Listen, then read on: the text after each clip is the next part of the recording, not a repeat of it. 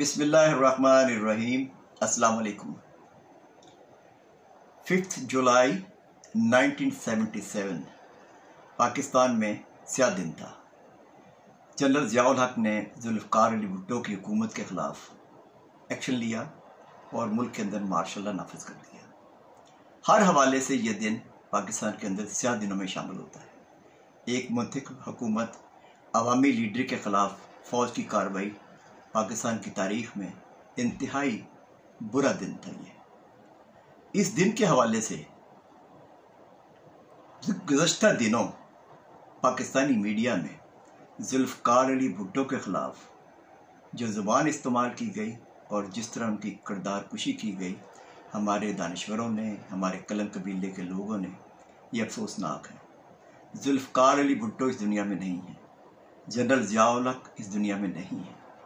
तारीख़ बताएगी कि पाकिस्तान के लिए जुल्फ़िकार अली भुट्टो ने क्या किया, जनरल ज़ियाउल हक ने क्या किया। जुल्फ़िकार अली भुट्टो ने टूटा हुआ पाकिस्तान हासिल किया और पाकिस्तान को असर नौ तश्कील दिया।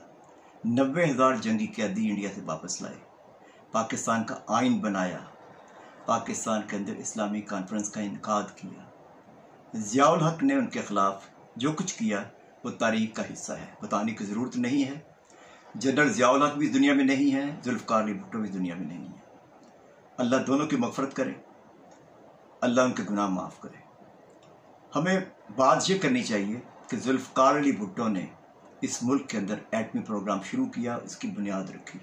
और जुल्फ़िकार अली भुट्टो को याद रखना चाहिए कि पाकिस्तान की उनकी क्या खिदमत थी। उनसे इख्तलाफ भले करें, बेशक करें, लेकिन वो इंसान करप्ट नहीं था।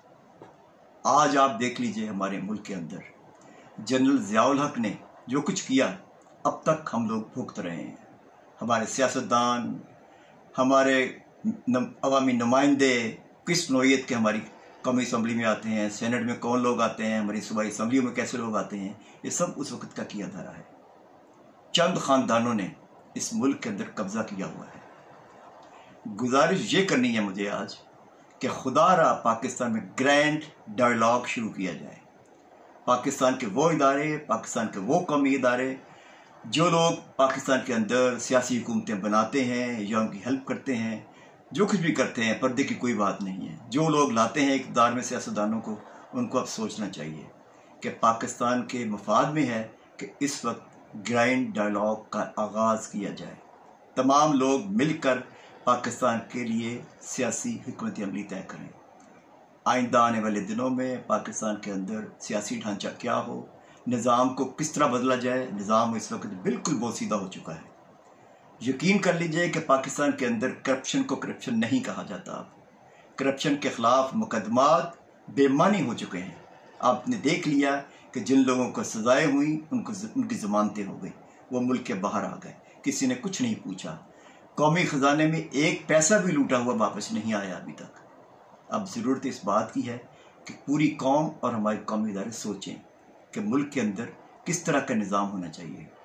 इमरान खान को फेल कर दिया गया, या वो फेल हो गए या उनको टीम ना मिली, ये अलग बहस है।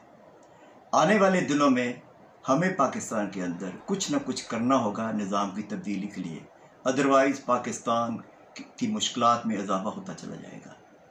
अंदाज़ा कर लीजिए कि पाकिस्तान के अंदर बेरोज़गारी अगर बढ़ गई, नौजवानों ने इमरान खान के साथ तवक्कुआत लगाई थी, तो मुल्क के अंदर इस कदर क्राइम बढ़ जाएंगे कि जिसका आप तसव्वुर भी नहीं कर सकते। ज़रा सोचिए कि माजी में हमारे सियासतदानों ने क्या किया।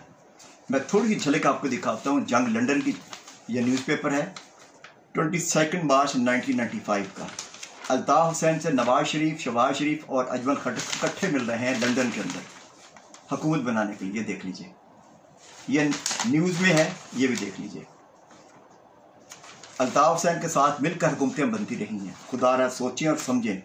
अगर फिर भी यकीन नहीं आता तो चार्ली विल्सन वॉर की किताब पढ़ लीजिए, आपको पता चल जाएगा कि पाकिस्तान के अंदर ज़ियाउल हक के दौर से क्या कुछ हुआ और क्या कुछ होता रहा। खुदा हाफिज़।